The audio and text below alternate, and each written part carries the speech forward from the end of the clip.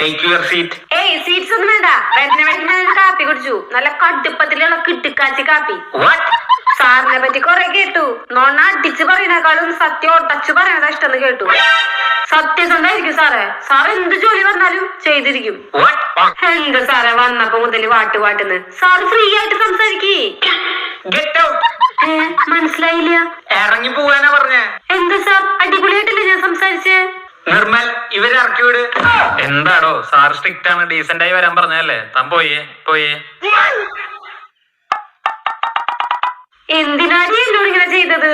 ഈ ജോലി എനിക്ക് കിട്ടിയില്ലെങ്കിൽ എന്റെ അച്ഛൻ എന്നെ തല്ലിക്കൊല്ലൂടി. എടി ഈ ജോലി കിട്ടിയില്ലെങ്കിൽ എന്റെ അച്ഛൻ എന്നെ കെട്ടിച്ചു വിടും.